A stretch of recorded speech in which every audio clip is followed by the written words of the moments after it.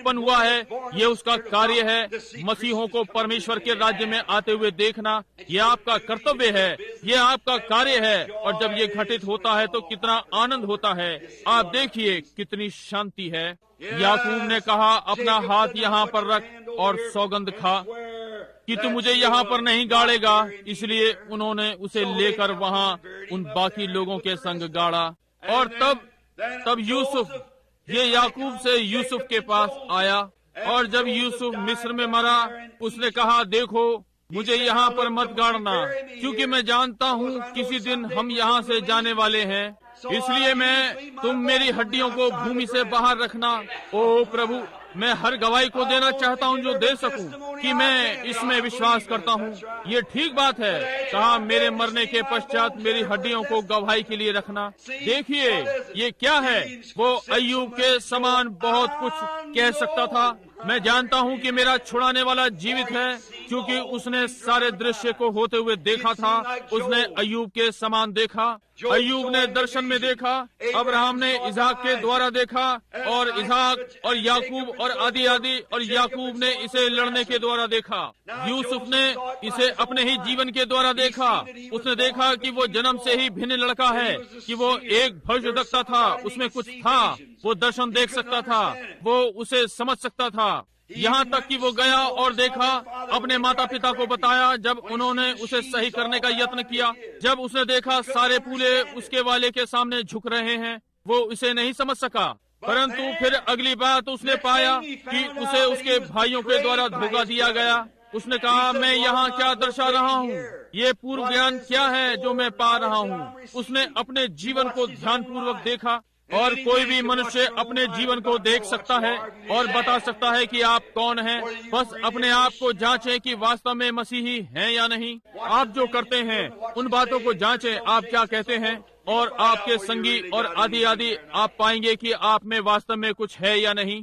जब वो जीवन में आगे बढ़ने लगा तो उसने अपने जीवन को देखा। और अगली बात जो आप जानते हैं कि उसे गड्ढे में फेंका गया, अपने भाइयों के द्वारा धोखा खाया, जैसे कि मृत जानकर गड्ढे में डाला गया हो और फिर से निकाला गया। यूसुफ ने ये पहले ही देख लिया।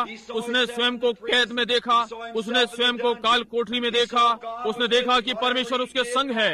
यद्यपि उसने कुछ भी किया, वो संपन्नता का राजकुमार था। संसार संपन्न हुआ जहाँ कहीं भी यूसुफ रहा, वो संपन्न था, क्योंकि वो संपन्नता का राजकुमार था और वो मसीह की पूर्व छाया थी। मसीह जहाँ भी है वहीं संपन्नता है। और जब मसीह पृथ्वी पर वापस आता है तो संसार के समस्त श्राप ले लिए जाएंगे। इन्हीं दिनों में पुराने रेगिस्तान गुलाब के समान खिलेंगे और उबड़ खाबड़ चौरस हो जाएगा और वो भरपूरी में आ जाएगी, क्योंकि वो संपन्नता का राजकुमार है। वो जहाँ भी है, हालेलुया, वैभव का राजकुमार है। इस समय हम कैसे इस पर लगभग आधा घंटे तक रह सकेंगे, परंतु अब जल्दी करने के लिए जल्दी ही करना है। अब यूसुफ को देखिए, तब देख रहे हैं जब वो सब जान गया जो उसने किया। उसने अपने भाइयों को देखा जिन्होंने उसे धोखा दिया।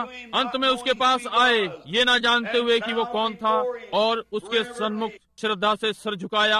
और वे जिन्होंने उसे क्रूस पर चढ़ाया, जैसे कि ये था, उसे घड़े में डाला गया। वे जिन्होंने उसे मिस्रियों को बेच दिया था, वे सब जिन्होंने उसके साथ दुर्व्यवहार किया, उसके सन्मुख खड़े हुए और उसे महान राजकुमार। और वे कपकपाए, थरथराए, और उन्होंने कहा, ओ वो कांपे, क्योंकि कहा, हमने अपने भाई को घात किया है। और सब इस विषय पर, और ये कैसे सब पूर्व छाया में था। यूसुफ वो जान गया कि प्रभु यीशु के आगमन पर संसार की ये स्थिति होगी, इसलिए उसने अपनी हड्डियों का उल्लेख किया। उसने कहा, मुझे यहाँ मत गाड़ना, परंतु मैं हर गवाही को रहने देने चाहता हूँ जो मैं कर सकता हूँ, कि मैं विश्वास करता हूँ कि किसी दिन वहाँ एक पुनरुत्थान होगा जहाँ वे जिनको एक ही प्रेरणा थी चले गए। और इसी प्रकार आज प्रातः कलीसिया कह सकेगी, यद्यपि जैसे कि हम हर धर्मी कहलाए गए हैं, क्योंकि हम पुनरुत्थान की सामर्थ्य में विश्वास करते हैं, यद्यपि हम दिव्य चंगाई में विश्वास करते हैं, और सारे अलौकिक चिन्ह जिनकी मसीह ने प्रतिज्ञा की है, हमें अनपढ़ की ओर होना है या हर धर्मी और आदि आदि, इससे कोई अंतर नहीं पड़ता कि हमें क्या लेना है, जब तक हम ये जानते हैं कि हमारा छुड़ाने वाला जीवित है और वो हमारे हृदयों में प्रमाण लाया है। ताकि वो जीवित रहे और राज्य करे। यूसुफ ने कहा, मैं शैतान के विरुद्ध हर गवाही देना चाहता हूँ जो मैं दे सकता हूँ। इसलिए उसने अपनी हड्डियां वहाँ डाली और वे वहाँ 400 वर्षों तक पड़ी रही। आमीन।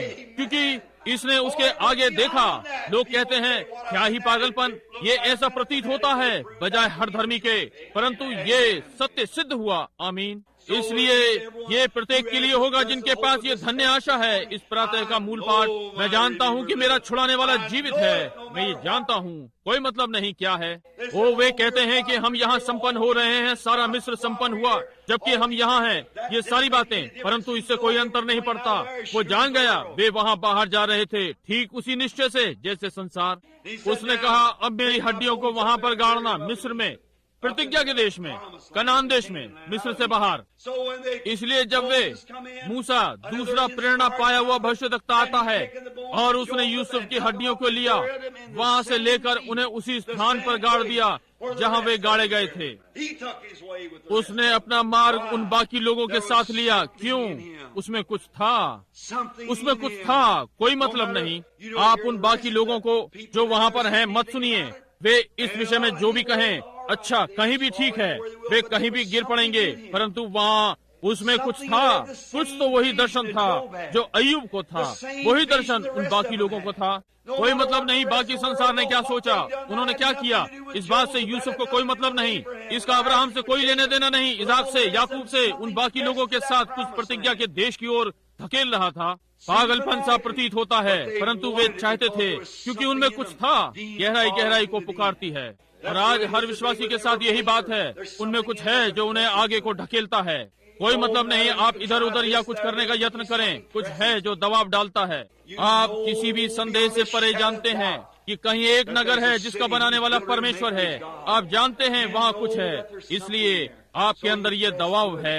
अब जिस दिन उन्होंने उसे गाड़ा, उन हड्डियों को वहाँ पर सैकड़ों वर्ष बीत चुके थे, और अंततः एक दिन हमारे लिए एक बालक उत्पन्न हुआ।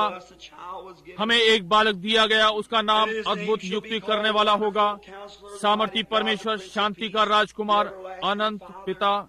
और वो पृथ्वी पर आया, वो चरनी के मार्ग से आया, निर्धन गिरा हुआ, परंतु उसमें कुछ था जो जानता था। वो वहाँ बाइबल की एक भविष्यवाणी के साथ खड़ा हुआ था। उसने कहा, तुम इस देह को नष्ट कर दो और 3 दिन में मैं इसे फिर खड़ा कर दूंगा। वही केवल एक मनुष्य था जो ये कह सकता था, जो इस बात को बोल सकने के योग्य था या कभी योग्य होगा। मुझे अधिकार है कि मैं अपने शरीर को गिरा दूं, मुझे अधिकार है कि उसे फिर उठा खड़ा करूं। ये ठीक बात है, स्वयं ही इमैनुएल। और तब जब वो मर गया और उसकी मृत्यु के दिन उन्होंने उसे क्रूस पर से उतारा और उन्होंने कब्र में रख दिया, और वो वहाँ शुक्रवार दोपहर से रविवार प्रातः तक पड़ा रहा। और आश्चर्यजनक ईस्टर की प्रातः जब वो फिर जी उठा और उसका प्राण वहाँ सामने नरक के कारागार से निकला, जहाँ वो आपके लिए एक पापी के समान मर गया और हमारे पापों को उठा लिया, कि हमें एक सिद्ध विश्वास दे, शंका का कोई कारण ही ना रहा, एक पक्का विश्वास दिया। उसने कहा, मैं, क्योंकि उसने ये किया, उसका प्राण नरक में डाला गया, क्योंकि वो निकाला हुआ था, वो छोड़ा हुआ बकरा था, पुराने नियम का, जिसमें छोड़े जाने वाले बकरे के ऊपर लोगों के पापों को डालते थे और उसे जंगल में मरने के लिए छोड़ दिया करते थे। यीशु वो छोड़ा हुआ बकरा था जिसके ऊपर लोगों के पाप थे, और निकाला गया और नरक में चला गया ताकि पीड़ाओं को सहन करे। उसकी देह कब्र में चली गई ताकि हमारे पुनरुत्थान का भुगतान करे। ओ प्रभु, तब उस ईस्टर प्रातः वो कब्र में से निकलकर वापस आया, जहां मृत्यु की पीड़ाएं और नरक उसे रोक ना सके। और जब वो ईस्टर की प्रातः केवल वही नहीं जी उठा, परंतु अय्यूब, याकूब, अब्राहम, इसाक, वे सारे के सारे पुनरुत्थान में आ गए, मत्ती 27 में, और बहुतों को दिखाई दिए और गलियों में आसपास। ये उनकी गवाही की मोहर थी, क्योंकि उनके अंदर कुछ था जिसने कहा, मैं जानता हूँ कि मेरा छुड़ाने वाला जीवित है। और हर मनुष्य को जब वे जान गए, परमेश्वर को मालूम था कि आने वाले दिनों में धर्म के ज्ञानी इस बाइबल को ले लेंगे। वे जान गए कि तेज तरह लोग इसे ले लेंगे कि वे अपने अनुवाद को इसमें मिलाएं, ताकि वे कह सकेंगे, ओ इसका ये अर्थ नहीं है, इसका ये अर्थ नहीं है। इसलिए इसे आश्वस्त करने के लिए उसकी महान योजना आने वाले युग में पूरी होगी। अब ध्यान से सुने, जैसा कि हम सेवकाई बंद करने जा रहे हैं, जैसा कि आने वाले युगों में ताकि उसकी योजना पूरी हो जाएगी, परमेश्वर ने इसके लिए विशेष गवाही दी है। हम पढ़ सकते हैं और कहते हैं मैं इसका विश्वास करता हूँ। ये मानसिक है, ये बुद्धि विश्वास है, ये मानसिक धर्म विज्ञान है, परंतु इसके आगे कुछ है। ये ठीक बात है। वो केवल कब्र से ही नहीं जी उठा, परंतु वो ऊंचे पर चढ़ गया और पवित्र आत्मा वापस भेजा। वो ऊंचे पर चढ़ा और मनुष्यों को दान दिए, बंधुआई को बांध ले गया और मनुष्य को दान दिए गए। और आज जब धर्म विज्ञानियों ने बाइबल में मिलावट कर दी है, जब कलीसिया की संस्थाएं बन चुकी हैं और वे कहते हैं अरे हमें यही चाहिए था। कुछ लोग आराधनालय में गाड़े गए, कुछ संत लोग हम उनमें से कुछ की हड्डियों खोद लेंगे और उन्हें यहाँ ले आएंगे। उनमें से कुछ ने कहा हम जहाँ वे गाड़े गए हैं उस पर आराधनालय बनाएंगे, जहाँ उसे क्रूस दी गई थी या जहाँ वो गाड़ा गया था हम वहाँ पर आराधनालय बनाएंगे। लोग वस्तुओं से वास्तविकता को लाने का यत्न कर रहे हैं, परंतु ये एक ऐसा शून्य है, इसमें कुछ नहीं है, ये सब अर्थहीन है और इससे कुछ नहीं। परंतु वास्तविक पुनरुत्थान उनमें है जो उसके संग मर गए, नया जन्म पाया। वहाँ ये है, ऐसा जानते हैं, विश्वास। मैं जानता हूँ कि मेरा छुड़ाने वाला जीवित है और परमेश्वर उन लोगों के साथ कार्य कर रहा है, चिन्हों और आश्चर्य कर्मों के साथ। और एक महान कार्यभार यहाँ पर है जो ये दर्शा रहा है कि वो मृतकों में से जी उठा है और दिखने वाले चिन्ह और आश्चर्य कर्म दिखा रहा है। परमेश्वर आपको आशीष दे। क्या आप इसका विश्वास करते हैं? क्या आप संपूर्ण हृदय से विश्वास करते हैं? अब हम घर के लिए जल्दी कर सकते हैं, अपना नाश्ता खाएं और फिर 9 बजे वापस आ जाएं। और हम लड़कों को प्रार्थना पत्र देने के लिए आरंभ करने जा रहे हैं 9 बजे। और मैं इस प्रातः कहें और इस पर अंतिम शब्द जब तक मैं वापस आऊं, वही प्रभु यीशु जो मृतकों में से जी उठा है वो आज जीवित है और उन्हीं कार्यों को कर सकता है जैसा कि उसने प्रतिज्ञा की है। विश्वास करने वालों के ये चिन्ह होंगे जब तक कि मैं फिर वापस ना आऊं। यदि आपको निकाल दिया जाए और आपको हर धर्मी कहा गया तो भी वो अपनी पूरी सामर्थ्य में यहाँ पर है। परमेश्वर आपको आशीष दे। मैं प्रार्थना करता हूँ कि परमेश्वर आपको आज ईस्टर दे ताकि जब तक आप जीवित हैं इसे कभी ना भूलें। अब आप कहते हैं कि आप उन लोगों के विरोध में हैं जो आराधनालय जाते हैं और बड़ी बड़ी सलीबें और आदि आदि। मेरे भाई नहीं श्रीमान, वो बातें वैसी ही अच्छी हैं जैसे हो सकती हैं। ये उसे पाने के समान है। मैं जो उन बड़े बड़े आराधनालयों के विषय में सोचता हूँ वो ये है, आप कहते हैं ओ निश्चय ही यदि परमेश्वर हमें एक बड़ा स्थान दे तो मैं उसकी सराहना करता, परंतु उसके लिए मेरी व्याख्या ये है, क्या आपने कभी भट्टियों और कारखानों में जाने की सोची और एक बड़ी लंबी रेलगाड़ी बनाने के लिए सोचा? मखमल और